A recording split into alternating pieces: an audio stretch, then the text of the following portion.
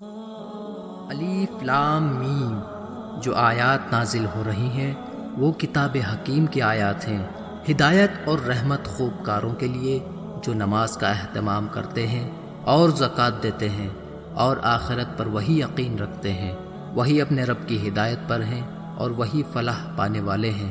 لوگوں میں سے کوئی ایسا بھی ہے جو باتوں کی دل فریبی کا خریدار بنتا ہے تاکہ کسی علم کے بغیر اللہ کے راستے سے بھٹکا دے اور ان کا مذاق اڑائے۔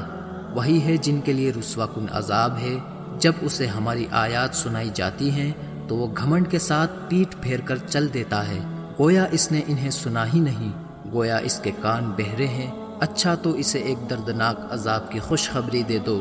البتہ جو لوگ ایمان لائے اور انہوں نے نیک اعمال اختیار کیے، ان کے لیے نعمت بھری جنتیں ہیں جن میں وہ مستقل طور پر رہیں گے۔ یہ اللہ کا سچا وعدہ ہے اور وہ زبردست بڑی حکمت والا ہے۔ اس نے آسمانوں کو بغیر ایسے ستونوں کے بنایا جو تمہیں نظر آئے، اور اس نے زمین میں پہاڑ ڈال دیے کہ وہ تمہیں لے کر لڑک نہ جائے، اور اس نے اس میں ہر قسم کے جانور پھیلا دیے، اور ہم نے ہی آسمان سے پانی اتارا اور اس میں ہر قسم کے فیض بخش چیزیں اگائی۔ یہ تو اللہ کی تخلیق ہے، اب ذرا مجھے دکھاؤ کہ اس کے سوا جو دوسرے ہیں انہوں نے کیا پیدا کیا ہے۔ نہیں، بلکہ ظالم ایک صریح گمراہی میں پڑے ہوئے ہیں۔ یقیناً ہم نے لقمان کو حکمت عطا کی تھی کہ اللہ کے شکر گزار رہو، اور جو کوئی شکر گزار ہو تو وہ اپنے ہی لیے شکر کرتا ہے، اور جو ناشکری کرے تو اللہ تو بے نیاز تعریف کے لائق ہے۔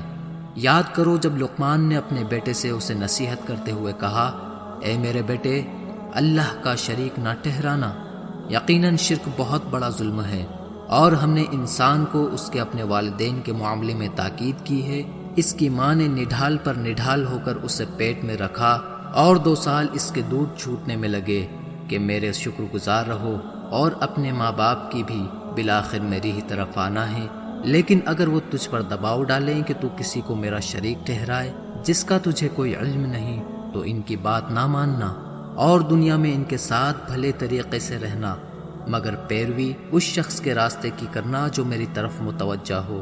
پھر تم سب کو میری ہی طرف پلٹنا ہے، پھر میں تمہیں اس سے آگاہ کر دوں گا جو کچھ تم کرتے رہو گے۔ اے میرے بیٹے، یہ بات یقینی ہے کہ اگر وہ رائی کے دانے کے برابر بھی ہو، پھر وہ کسی چٹان کے درمیان ہو یا آسمانوں میں ہو یا زمین میں، اللہ اسے لاحاضر کر دے گا۔ بے شک اللہ بڑا باریک بین باخبر ہے۔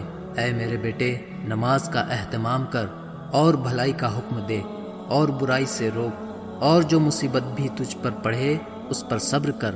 بے شک یہ باتیں ان کے امور میں سے ہیں جو ضروری اور ہمت کے کام ہیں۔ اور لوگوں سے اپنا رخ نہ پھیر اور نہ زمین میں اترا کر چل، یقیناً اللہ کسی خود پسند گھمنڈ کرنے والے کو پسند نہیں کرتا۔ اور اپنی چال میں میانہ روی اختیار کر اور اپنی آواز کو پست و نرم رکھ۔ بے شک آوازوں میں سب سے بری گدھوں کی آواز ہوتی ہے۔ کیا تم نے دیکھا نہیں کہ اللہ نے جو کچھ آسمانوں میں اور جو کچھ زمین میں ہے سب کو تمہارے کام میں لگا رکھا ہے، اور اس نے تم پر اپنی کھلی اور چھپی نعمتیں پوری کر دی ہیں۔ اس پر بھی بعض لوگ ایسے ہیں جو اللہ کے بارے میں بغیر کسی علم اور بغیر کسی ہدایت اور بغیر کسی روشن کتاب کے جھگڑتے ہیں، اور جب ان سے کہا جاتا ہے کہ اس چیز کی پیروی کرو جو اللہ نے نازل کی ہے، تو وہ کہتے ہیں نہیں، بلکہ ہم تو اس چیز کی پیروی کریں گے جس پر ہم نے اپنے باپ دادا کو پایا ہے۔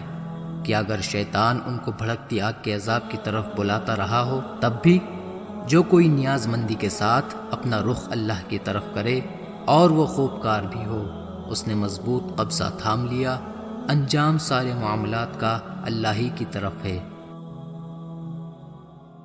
اگر آپ کو یہ ویڈیو پسند آئی ہو تو لائک اور شیئر کریں، اور ہماری اس ویڈیو میں کوئی بھی غلطی یا کمی بیشی نظر آئے تو کمنٹ باکس میں ہمیں ضرور بتائیں۔